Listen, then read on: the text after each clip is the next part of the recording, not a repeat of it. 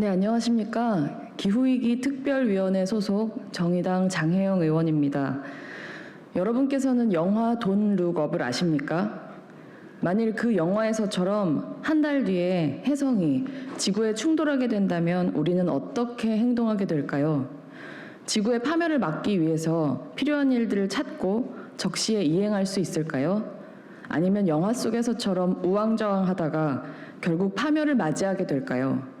어제 발표된 탄소중립 기본계획은 사실상 기후위기로 인한 파멸을 그대로 받아들이자는 선언과 다름없는 그런 내용이기 때문입니다. 어제 발표된 탄소중립 기본계획의 가장 경악스러운 점은 온실가스 감축 목표 달성의 노력을 전부 윤석열 정부 이후의 미래로 떠넘겨버렸다는 점입니다. 2030년까지 2018년 배출량 대비 40% 감축이라는 목표 가운데 정작 2023년에서 2027년까지 윤석열 정부 임기 내 감축량은 8%뿐이고 나머지 25%는 전부 그 이후의 3년으로 몰아넣었습니다. 특히 마지막 해의 감축량은 전체 감축량의 절반을 차지합니다. 또한 감축 목표 역시 사실상 고수했다고 보기 어렵습니다.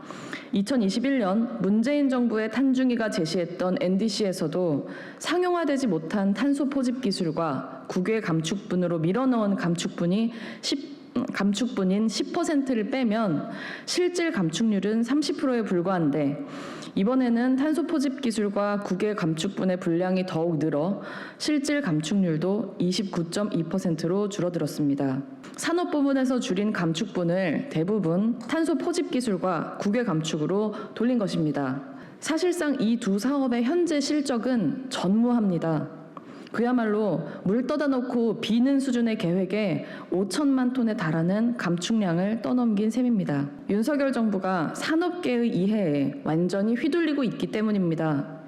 산업 부문에 배정된 감축 비율은 14.5%로 다른 부문에 비하면 매우 낮은 수준입니다. 그런데 윤석열 정부는 산업자본의 부담을 들어 이번 단기본에서 이를 11.6%까지 깎아주었습니다. 독일은 산업 부문에 대하여 같은 기간 37%의 감축 목표를 부과하고 있습니다.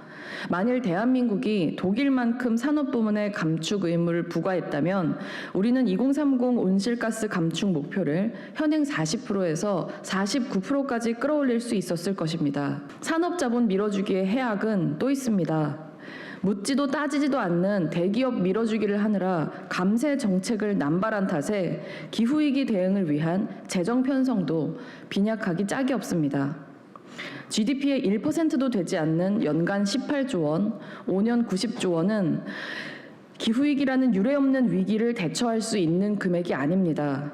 중로는 최소한 GDP의 2.5%인 45조 원은 매년 투자해야 한다는 것입니다. 다시 독일의 예를 들겠습니다. 독일은 2022년 한 해에만 52조 원, 2026년까지는 247조 원의 기후대응 목적의 기금을 편성했습니다. 연간으로 치면 100조 원, 한국의 5배입니다. 대한민국에서 제일 돈 잘 버는 반도체 대기업들에게는 산업용 전기 명목으로 전기요금도 깎아주고 법인세도 깎아주고 대통령 명령으로 이제 5년간 7조에 달하는 투자세액 공제도 팍팍 만들어주고 NDC까지 조정해서 탄소 배출도 더 할 수 있게 해주지만 정작 모든 대한민국 시민과 인류를 위한 탄소 중립에는 연간 18조 원조차 제대로 배정하지 않는 나라가 지금의 대한민국입니다. 우리의 대응이 지금 이대로라면 파멸을 막기 위해서 허용된 산업화 이전 대비 1.5도 기온 상승을 훌쩍 넘어서 2.8도 온도 상승에 이르게 될 것이라고 말입니다. 기존의 NDC를 다 지킨다고 해도 1.5도는커녕 2도도 넘어설 것이라는 것입니다. 안토니오 구테우스 유엔 사무총장의 표현을 빌리자면 우리는 이미 지옥행 급행 열차를 타고 있습니다. 하지만 열차를 멈출 힘은 아직 우리에게 남아 있습니다. 우리에게는 다른 미래가 필요합니다. 저와 정의당은 우리가 영화 속의 파멸과는 다른 미래를 마주할 수 있도록 끝까지 싸울 것입니다. 감사합니다.